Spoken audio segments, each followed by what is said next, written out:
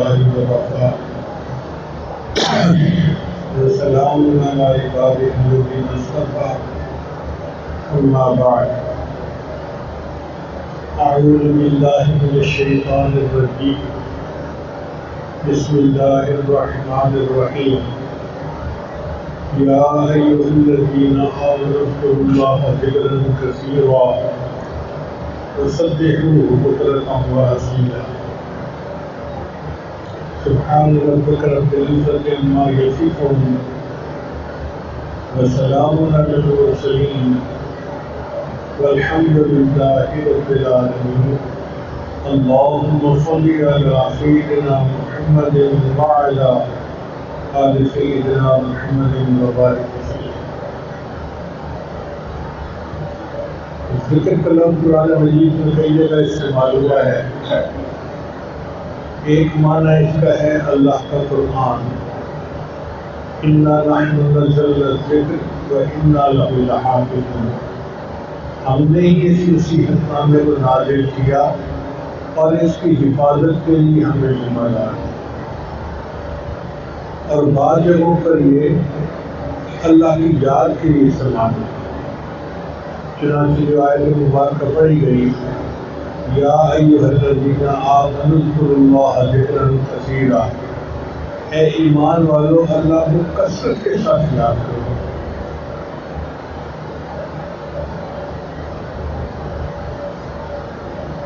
ایک ایسا عمل ہے کہ اللہ تعالیٰ ہم کو حکم فرما رہے ہیں کہ ایمان والو اللہ کو کثرت کے ساتھ یاد کرو.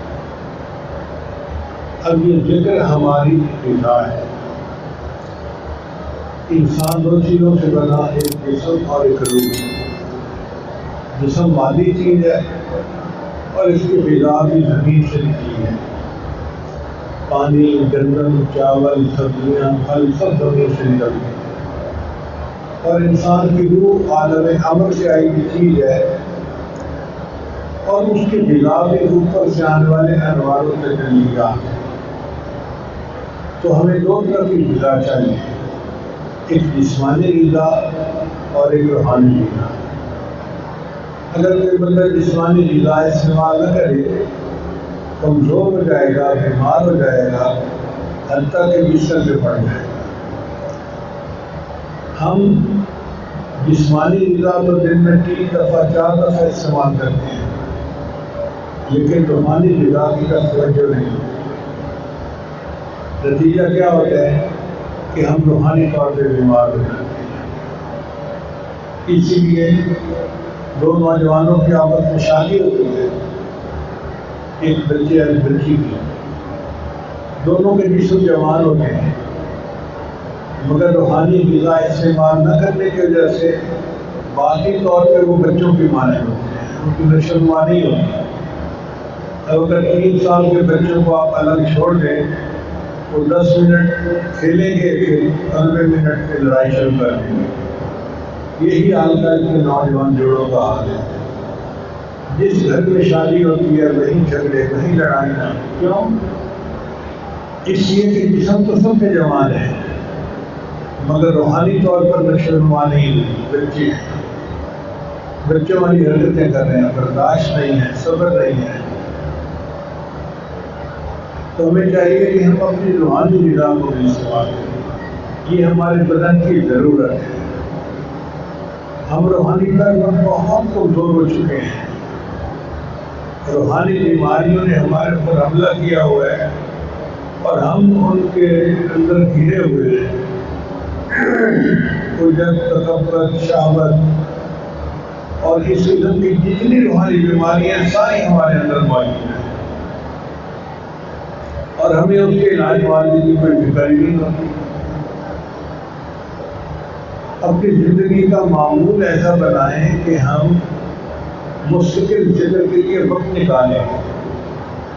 آج اس سالے سے پوچھیں بھئی آپ کتنا مراقبہ کرتے ہیں؟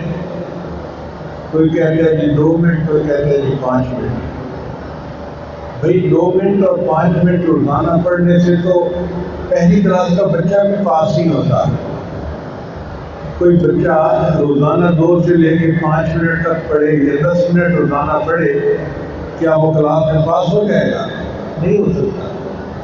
اگر پہلی کلاس کا بچہ بھی 2 منٹ اور 10 منٹ پڑھنے سے پاس نہیں ہوتا تو یہ تو روحانیت کا میدان ہے. روزانہ 10 منٹ مراقبہ کرنے سے کیا مل رہا ہے؟ معاملات پورے کرنے چاہیے، یہ ہماری ضرورت ہے. اس کے لیے مستقل وقت نکالیں.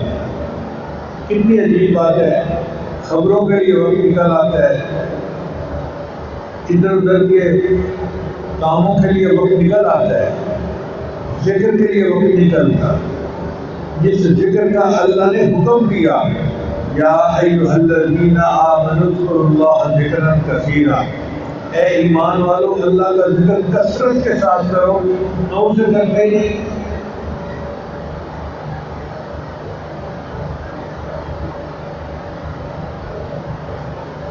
بات ہے اہمیت کی. جس کام کو ہم اہم سمجھتے ہیں اس کے لیے ٹائم نکل آتا ہے. چونکہ ذکر کی اہمیت دل میں نہیں ہے، اسی ٹائم نہیں نکلتا.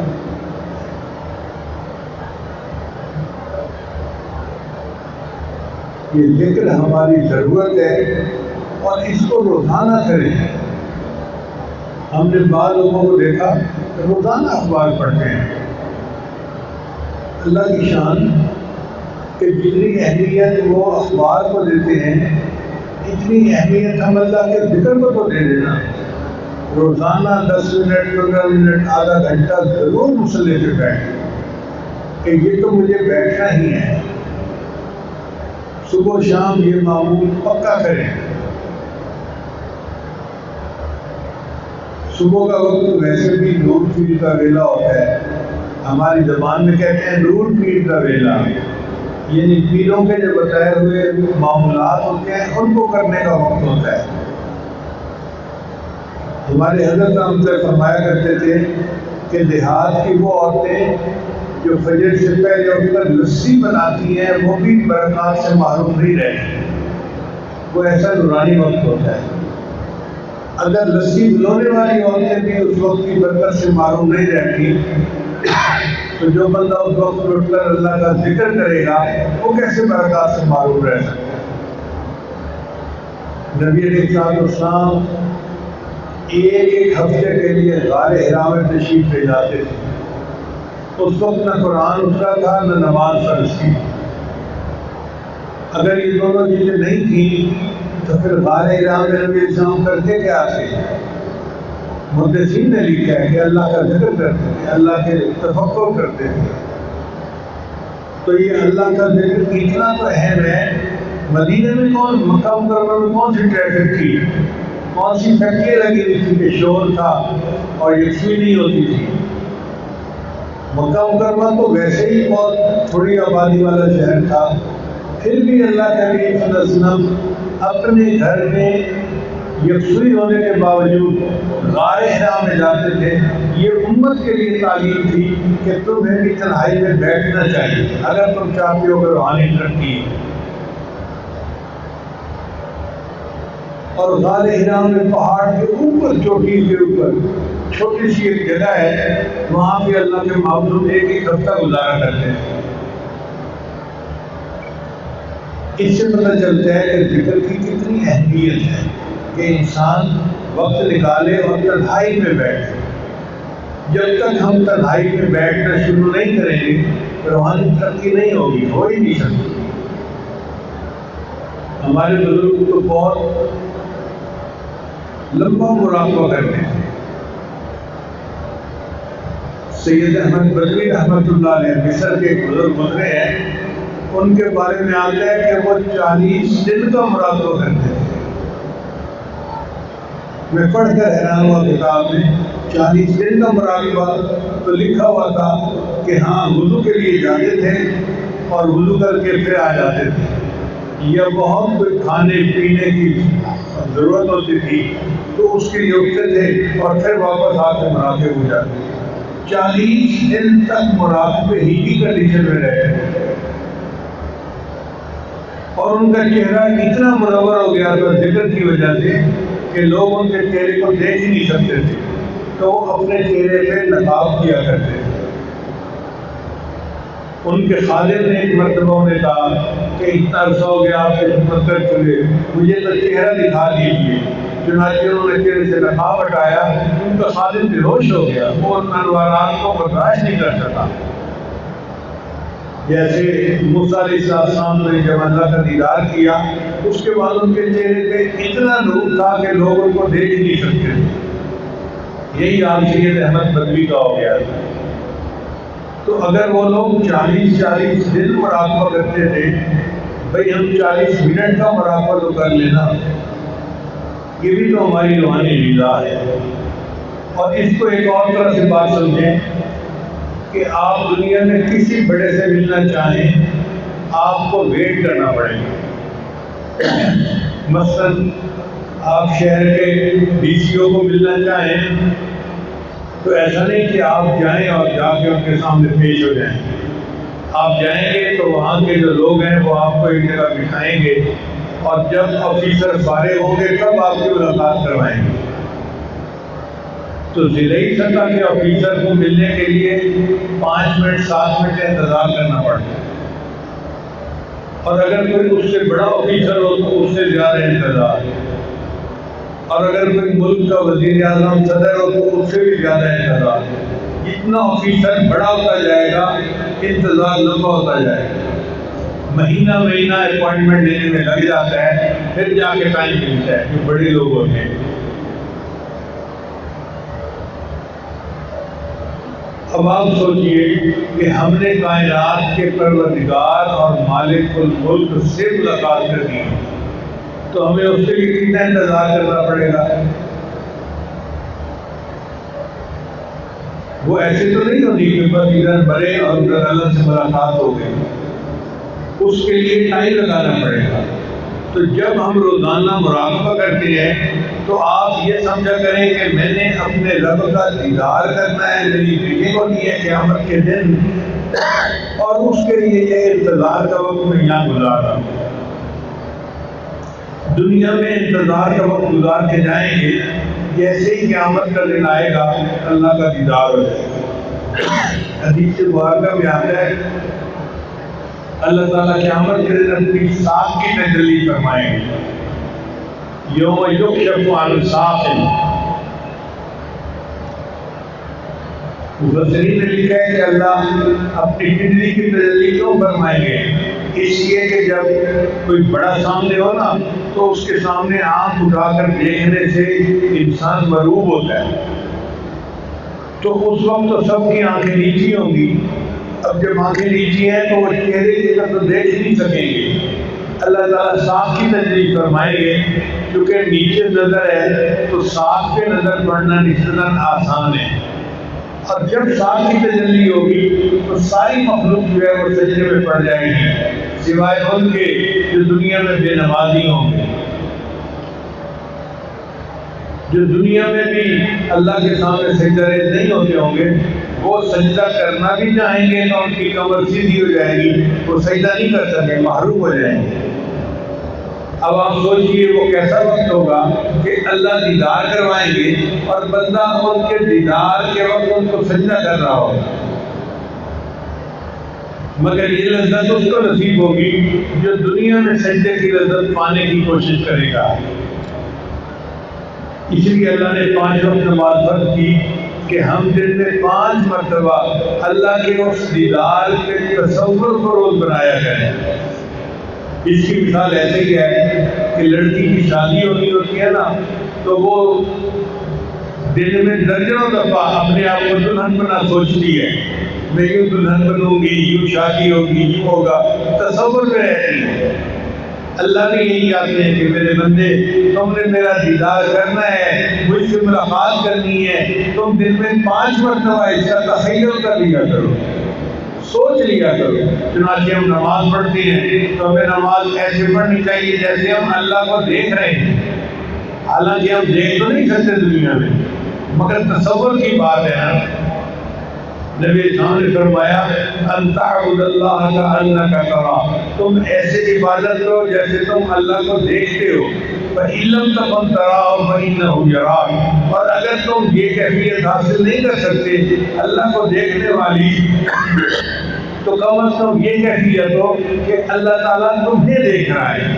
یا تو مشاہدہ ہونا چاہیے، اگر مشاہدہ نہیں تو مراقبہ ضرور ہونا چاہیے. اب یہ نماز کی کیفیت اگر ہمیں دنیا میں حاصل ہو جائے تو بس پھر ہمارے لیے آخرت کا دیدار آسان ہو جائے گا. بہت سارے دوست یہ سوچتے ہیں کہ جی نماز میں کیفیت نہیں بنتی. بھائی ذہن میں رکھیں کہ نماز کی کیفیت نماز سے باہر بنانی پڑتی ہے، تب نماز میں وہ حاصل ہوتی ہے. اس کی مثال یوں سمجھیں، ایک آدمی باکسنگ کا مقابلہ طے کر لیتا ہے. اب اس کے لیے اس کو رنگ سے باہر پریکٹس کرنی پڑتی ہے. کبھی وہ جاگنگ کر رہا ہے، کبھی وہ مکے مار رہا ہے ایک پلوں کو، اور کبھی کچھ کر رہا ہے، کبھی کچھ کہہ رہا ہے. کوئی پوچھے میاں تم کیا کر رہے ہو؟ کہتے ہیں جی میں پریکٹس کر رہا ہوں تاکہ مقابلے میں ون کر سکوں. اب ایک دوسرا بندہ ہے، اس نے بھی مقابلہ طے کر لیا مگر سویا پڑا ہے، فارغ بیٹھے ہیں، دوستوں میں کھا پی رہا ہے. بھائی تم تیاری نہیں کر رہے، اور جی رنگ میں جاؤں گا تو دیکھی جائے گی. اب جس نے پریکٹس نہیں کی وہ رنگ میں داخل ہو کے کیا پرفارم کرے گا؟ وہ تو اگلے کا ایک موقع ہی برداشت نہیں کر سکے گا. باہر جس نے پریکٹس کی ہوگی رنگ کے اندر وہ پرفارم کر سکے گا. اسی طرح ہم باہر جتنا اللہ کا ذکر کریں گے اتنا نماز کے اندر جاتے ہی ہم یقین سے نماز پڑھ سکیں گے. اب اللہ والوں کے بارے میں آتا ہے کہ وہ ایسی نماز پڑھتے ہیں کہ دنیا سے بے خبر ہو جاتے ہیں. اس کی وجہ کیا؟ کہ نماز کے علاوہ بھی ان کی یکسوئی ہوتی ہے اللہ کی طرف، دھیان ہوتا ہے اللہ کی طرف. تو 80-90% تو ان کی پہلے توجہ بنی ہوتی ہے. جب اللہ اکبر کہہ کے نماز کی نیت کرتے ہیں تو ان کی نیت کامل ہو جاتی ہے، یکسوئی کامل ہوتی ہے، اور پھر وہ یکسو ہو کے اللہ کی نماز پڑھتے ہیں. اب فرق کا اندازہ لگائیں کہ ہم نماز میں کھڑے ہیں اور دنیا کے خیال آتے جا رہے ہیں، اور اللہ والے بازار میں بیٹھے ہیں اور اللہ فرماتے ہیں رجال اللہ تلہیہم ولا تجارۃ ولا بیع عن ذکر اللہ، کہ میرے وہ بندے جنہیں تجارت اور خرید و فروخت بھی میری یاد سے غافل نہیں کرتے. یہ بازار میں بیٹھے ہیں اور اللہ کی یاد سے غافل نہیں ہوتے، اور ہم نماز کے اندر کھڑے ہیں اور ہمیں اللہ کی یاد نہیں آتی، دنیا کی یاد آ رہی ہوتی ہے. اس کی وجہ کیا ہے کہ ہم خنافی دنیا ہیں. نماز میں بھی دنیا کا خیال، نماز کے علاوہ بھی دنیا کا خیال. اب اگر دنیا کی یہ محبت لے کے ہم اللہ کے پاس پہنچ گئے تو ہمارا حشر کیا ہوگا؟ اللہ تعالیٰ تو دھتکار دیں گے، کہیں گے دفع ہو جاؤ میرے سامنے سے، میں تمہاری شکل نہیں دیکھنا چاہتا. تم دنیا میں گئے اور دنیا کے کتے بن کے رہے، تمہیں بس دنیا کے شیشے چاہیے تھے، وہ تم کھاتے رہے اور دنیا میں لگے رہے، اور میری یاد کے لیے تو تمہارے پاس فرصت ہی نہیں تھی، وقت ہی نہیں تھا. اب میرے پاس کیا لینے کے لیے آئے ہو؟ اس وقت احساس ہوگا ہم کتنا بڑا نقصان کر کے آ گئے.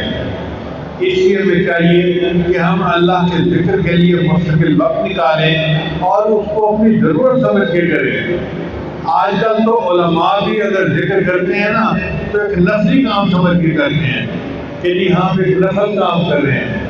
بھائی ہے تو یہ نفل کام، لیکن اتنا ضروری ہے کہ اس کی وجہ سے پھر فرائض ادا کرنے آسان ہو جاتے ہیں. اس کی مثال ایسے ہے کہ جیسے مائکرو نیوٹرینٹس ہوتے ہیں، وہ انسان کے اندر بہت تھوڑی مقدار میں ہوتے ہیں، لیکن اگر کسی کی کمی ہو جائے تو بندہ بیمار ہو جاتا ہے. اسی طرح ذکر کی کمی ہو جائے بندہ روحانی طور پہ بیمار ہو جاتا ہے. ایک ہے اللہ کے ذکر کا مزہ، اللہ اکبر کبیرہ، اس کا اپنا ایک لطف ہے. اللہ کرے کہ ہمیں مراقبے کا مزہ ملنا شروع ہو جائے تو ہمیں کھانے سے زیادہ مراقبے میں مزہ آئے گا. یاد میں تیری سب کو بھلا دوں کوئی نہ مجھ کو یاد رہے، یاد میں تیری سب کو بھلا دوں کوئی نہ مجھ کو یاد رہے، تجھ پر سب گھر بار لٹا دوں خانہ دل آباد رہے۔ سب خوشیوں کو آگ لگا دوں غم سے تیرے دل شاد رہے، سب کو نظر سے اپنی گرا دوں تجھ سے فقط فریاد رہے۔ اب تو رہے بس عالم آخر ورد زبان ہے میرے الہ، لا الہ الا اللہ، لا الہ الا اللہ۔ یہ لا الہ الا اللہ کے کیا معنی ہیں یہ تو کرنے سے پتہ چلتا ہے۔ کبھی تنہائی میں بیٹھ کے لا الہ الا اللہ، لا الہ الا اللہ کی ایک تسبیح پڑھیں، اپنے دل پہ درد لگائیں، پھر دیکھیں اس کا مزہ کیا ہوتا ہے۔ یہ لا الہ الا اللہ اتنا اہم ذکر ہے کہ امام ربانی مجدد ثانی رحمۃ اللہ کے مکتوبات میں لکھتی ہے کہ اللہ تعالیٰ اس کلمے کو ایک مرتبہ پڑھنے پر اگر ساری مخلوق کے گناہوں کو بھی معاف کر دے تو اس کی بھی گنجائش موجود ہے۔ ایک دفعہ کلمہ پڑھنے پر اللہ ساری مخلوق کے گناہوں کو معاف کر دے تو اس کی بھی گنجائش موجود ہے۔ اب بتائیے اللہ کے یہاں کتنی اہمیت ہے اس کی لا الہ الا اللہ کے ذکر کی، اور ہم کر سکتے ہیں۔ اب مثلاً آپ لاہور سے جا رہے ہیں اسلام آباد تو گاڑی میں آپ نے کیا کر رہے ہیں؟ بیٹھنے ہی ہے نا، تو بجائے ادھر ادھر کے خیالات میں بیٹھنے کے لا الہ الا اللہ، لا الہ الا اللہ کا ذکر کرتے رہے۔ اس ذکر کو اتنا پڑھیں کہ زبان تر ہو جائے۔ حدیث مبارکہ میں آتا ہے قبر میں سب سے زیادہ جو عمل فائدہ دے گا وہ اللہ کا ذکر ہے۔ جو بندہ دنیا میں اللہ کا ذکر زیادہ کرتا ہوگا اس کے لیے اللہ تعالیٰ قبر کو جنت کا باغ بنا رہے ہیں۔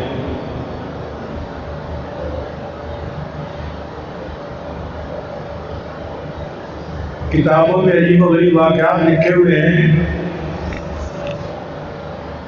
جنید بغدادی رحمۃ اللہ علیہ اپنے وفات کے بعد خواب میں نظر آئے۔ کسی نے پوچھا حضرت قبر میں کیا بنا؟ فرمانے لگے کہ میرے پاس ملک الموت آئے، میرے پاس منکر نکیر آئے تھے اور آ کر مجھ سے پوچھنے لگے من رب، تیرا رب کون ہے؟ تو آپ نے کیا جواب دیا؟ کہنے لگے میں نے ان کو جواب یہ دیا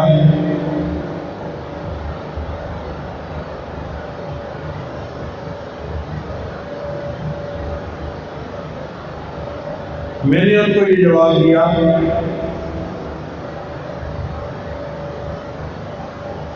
کہ میں نے زمین کے اوپر پوری زندگی اپنے رب کو یاد کیا ہے،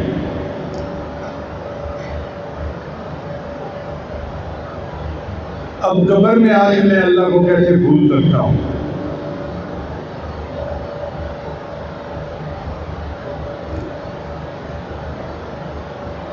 جی مستعمل رحمۃ اللہ کسی کو خواب میں نظر آئے حضرت قبر میں کیا بنا؟ فرمانے لگے کہ مجھ سے منکر نکیر نے پوچھا من رب، تیرا رب کون ہے؟ تو میں نے جواب دیا میرا رب وہی ہے جس نے فرشتوں کو حکم دیا تھا کہ آدم علیہ السلام کو سجدہ کرو۔ کہنے لگے میرا جواب سن کے وہ کہنے لگے اس کا تو سبب بڑا پکا ہے، چلو یہاں سے۔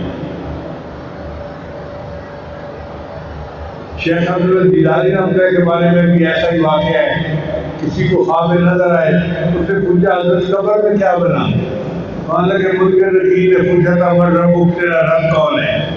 تو میں نے انہیں جواب دیا کہ دیکھو تم عرش سے لے کے نیچے قبر میں آئے ہو، کروڑوں میلوں کا فاصلہ طے کر کے تم رب کو نہیں بھولے، میں زمین سے 6 فٹ نیچے آ کے رب کو بھول جاؤں گا؟ کسی نے رابعہ بصریہ کو دیکھا، پوچھا آپ بتائیں قبر میں کیا بنا؟ فرمانے لگے منکر نکیر آئے تھے، پوچھنے لگے تیرا رب کون ہے؟ تو میں نے کہا کہ اللہ کو جا کے کہو اللہ تیری اربوں خربوں مخلوق اور اس اربوں خربوں مخلوق میں تو ایک مجھ بڑھیا کو نہیں بھولا، میرا تو تیرے سوا کوئی ہے ہی نہیں، میں تجھے کیسے بھول سکتی ہوں؟ تو جب یہ کیفیت دل میں آ جائے نا کہ اللہ تیرے سوا تو میرا کوئی ہے ہی نہیں، تو پھر بندے کا اللہ سے تعلق نہیں بنتا ہے۔ اس لیے ذکر کو کثرت کے ساتھ کریں کہ اللہ تعالیٰ کی یاد ہمارے دل میں بیٹھ جائے۔ اللہ نے کثرت کا حکم فرمایا ہے اور ہم قلیل بھی نہیں کرتے۔ آج کل کے دور میں سیل فون کے لیے گھنٹوں ہیں، دوستوں سے بات کرنے کے لیے گھنٹوں ہیں۔ عجیب بات ہے، جس چہرے کو دنیا دیکھتی ہے اس چہرے کو روزانہ دھوتے ہیں اور اس چہرے کو روزانہ جو ہے صاف کرتے ہیں، اور جس دل کو اللہ نے دیکھنا ہے اس دل کو صاف کرنے کی فرصت نہیں ملتی۔ یہ مراقبہ کیا ہے؟ یہ اپنے دل کو صاف کرنے کا ایک طریقہ ہے۔ حدیث مبارکہ میں اللہ فرماتے ہیں، نہیں، نبی اسلام نے ارشاد فرمایا، ان اللہ لا ينظر الى صورکم، اللہ نہیں دیکھتا تمہاری شکل و صورتوں کو، ولا الى اموالکم، اور اللہ نہیں دیکھتا تمہارے مال پیسے کو، ولکن ينظر الى قلوبکم واعمالکم، اللہ دیکھتا ہے تمہارے دلوں کو، تمہارے اعمال کو۔ تو اللہ نے تو ہمارے دل دیکھنے ہیں اور دل کو صاف کرنے کی فرصت ہی نہیں ملتی۔ آپ بتائیے، کیا یہ ہمارا دل اللہ کے سامنے پیش کرنے کے قابل ہے؟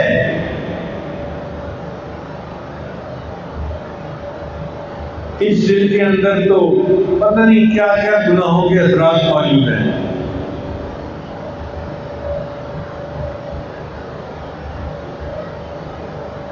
محترم جماعت، ہم اللہ کے ساتھ جھوٹ نہیں بول سکتے،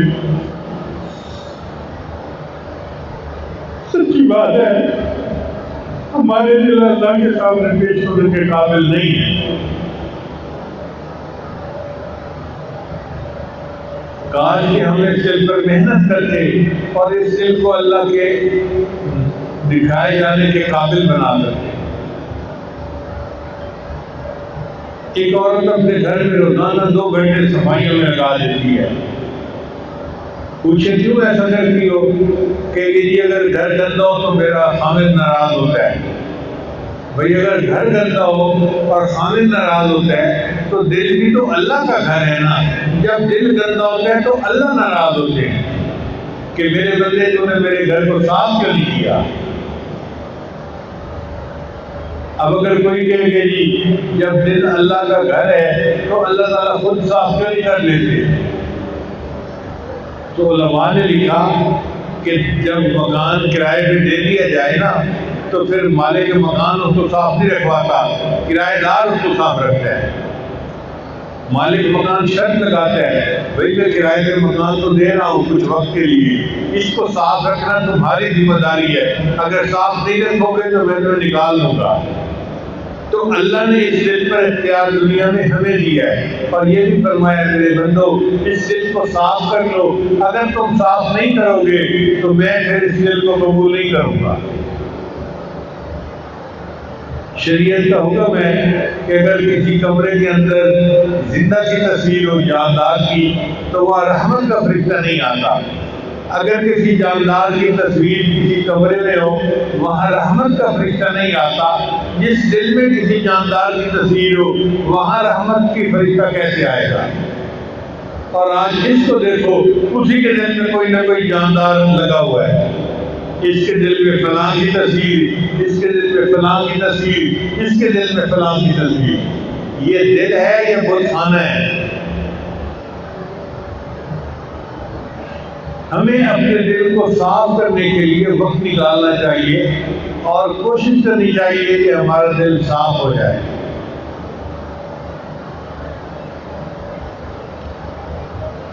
جب کثرت سے ذکر کریں گے تو اللہ کی یاد غالب آئے گی، ایسی غالب آتی ہے کہ بندہ اپنے آپ کو بھول جاتا ہے۔ اس کو کہتے ہیں شناخت ذکر، ذکر میں بندہ فنا ہو جائے۔ اللہ کی عجیب شان ہے۔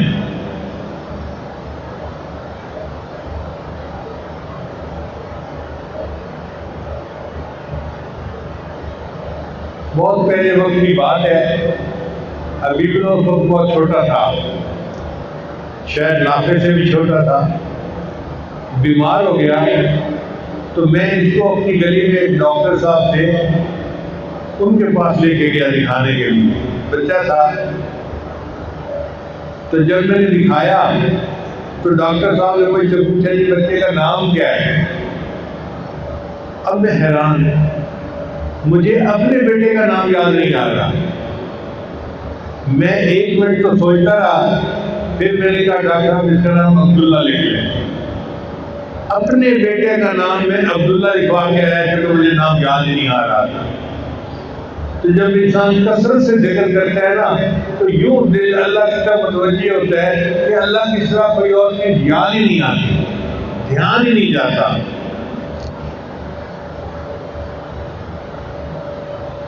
خیال یار میں گفت و شنید ہوتی ہے، خیال یار میں گفت و شنید ہوتی ہے، ہماری یوں ہر روز عید ہوتی ہے۔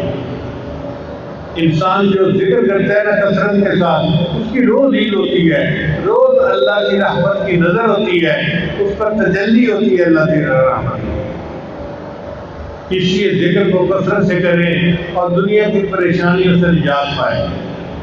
آج کل جس بندے کو آپ دیکھ رہے پریشانیوں میں پھنسا ہوا ہے، آزمائشوں میں پھنسا ہوا ہے، اب اس کا ایک ہی حل ہے کہ ہم اللہ کو یاد کریں، نہ دنیا سے، نہ دولت سے، نہ گھر آباد کرنے سے تسلی دل کو ہوتی ہے، خدا کو یاد کرنے سے۔ اللہ کو یاد کرے، اللہ کی یاد سے دل کو سکون ملے گا، دل کو تسلی ملے گی اور اللہ کے یہاں انسان عزت پائے گا۔ چنانچہ نبی اسلام نے بیان فرمایا کہ سب سے بہتر عمل جو قبر میں انسان کے کام آتا ہے وہ اللہ کا ذکر ہے۔ کثرت کے ساتھ اللہ کا ذکر کرنے والے قبر کے اندر بڑے آرام میں ہوں گے۔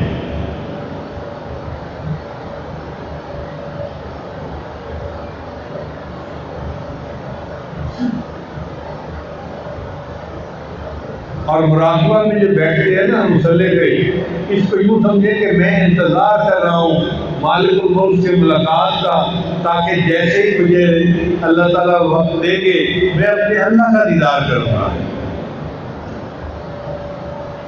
سر طور ہو سر حشر ہو ہمیں انتظار قبول ہے، سر طور ہو سر حشر ہو ہمیں انتظار قبول ہے، وہ کبھی ملے وہ کہیں ملے، وہ کبھی صحیح وہ کہیں صحیح۔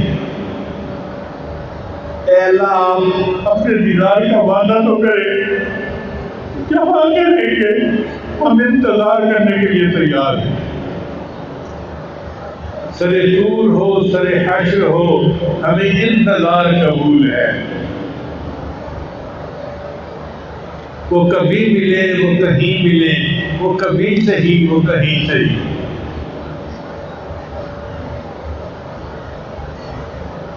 اب آج کل حرم کے سفر پر پابندیاں ہیں، بہت سارے اشاعت جانا چاہتے ہیں مگر مجبوریوں کی وجہ سے نہیں جا سکتے۔ ان کے لیے شعر ہے، تیرا در تو ہم کو نہ مل سکا، تیرا در تو ہم کو نہ مل سکا، تیرا در تو ہم کو نہ مل سکا، تیرے راہ گزر کی زمین سے ہی ہمیں سجدہ کرنے سے کام ہے، جو وہاں نہیں تو یہی صحیح۔ اے اللہ ہم نے تو سجدے کرنے ہیں، اگر پہنچا دیتا تو وہاں بیت اللہ جا کے سجدہ کرتے، اگر نہیں پہنچایا تو یہی سجدہ کر رہے ہیں۔ سر طور ہو سر حشر ہو ہمیں انتظار قبول ہے، وہ کبھی ملے وہ کہیں ملے، وہ کبھی صحیح وہ کہیں صحیح۔ تیرا در تو ہم کو نہ مل سکا، تیری راہ گزر کی زمین صحیح، ہمیں سجدہ کرنے سے کام ہے، جو وہاں نہیں تو یہی صحیح۔ اللہ تعالیٰ ہمارے یہاں کے ٹوٹے پھوٹے سجدوں کو قبول فرمائے اور ہمیں اپنی یاد والی زندگی عطا فرمائے۔ غفلت سے اللہ تعالیٰ ہمیں محفوظ فرمائے۔ یہ موت کے وقت ہمیں پتہ چلے گا کہ اللہ کی یاد کا ہمیں کتنا فائدہ ہوا۔ اس کو اہم سمجھتے ہوئے روزانہ 1 گھنٹہ 2 گھنٹے یا 15 منٹ آدھا گھنٹہ جتنا وقت نکال سکتے ہیں نکالیں، بس طے کر لیں کہ ہم نے اس کے بغیر دن نہیں گزارنا۔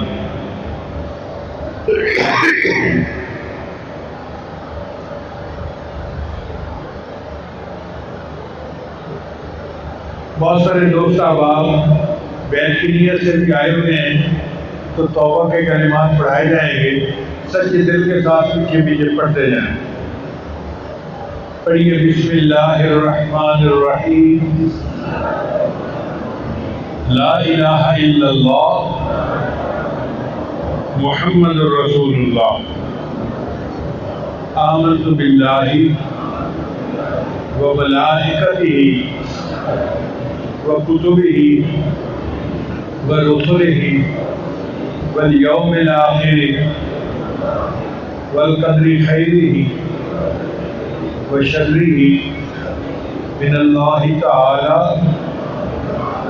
والبعث بعد الموت، آمنت باللہ کما ہوا باسمائہ وصفاتہ وقبلت جمیع احکامہ اقرار باللسان وتصدیق بالقلب، اشہد ان لا الہ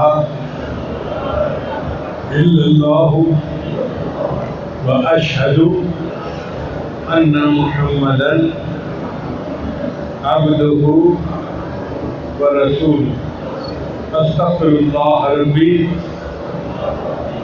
من کل ذنب واتوب الیہ برحمتک یا ارحم الراحمین۔ ان کلمات کو پڑھنے سے ہم بیت ہو چکے ہیں۔ چند معمولات ہیں جن کو باقاعدگی سے کریں گے تو اللہ تعالیٰ دل کو منور کریں گے۔ ان میں پہلا عمل ہے 100 مرتبہ استغفار صبح و شام پڑھنا، دوسرا عمل ہے 100 مرتبہ درود شریف صبح و شام پڑھنا، تیسرا ہے قرآن مجید کی تلاوت روزانہ کرنا، ایک پارہ پڑھیں، آدھا پارہ پڑھیں، ایک پاؤ پڑھیں، ایک صفحہ پڑھیں ضرور، ناغہ نہیں ہونا چاہیے۔ چوتھا عمل ہے چلتے پھرتے ہر وقت دل میں اللہ کو یاد کرنا، اذکار وال دل یار وال، ہاتھ کا کاج میں مصروف اور دل اللہ تعالیٰ کی یاد میں مصروف۔ اور پانچواں عمل ہے مراقبہ، وہ ان سب کا لب لباب اور نچوڑ ہے۔ طریقہ بہت آسان ہے، جب نماز پڑھ کے فارغ ہو تو اللہ سے لو لگا کے بیٹھیں کہ اللہ کی رحمت آ رہی ہے، میرے دل میں سما رہی ہے، میرے دل کی ظلمت اور سیاہی دور ہو رہی ہے، اور میرا دل اللہ اللہ اللہ بول رہا ہے اور میں سن رہا ہوں۔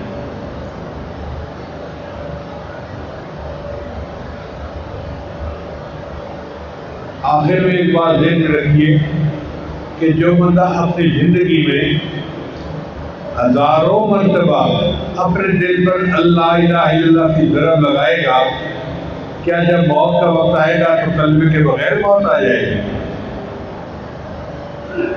کیسے ممکن ہے؟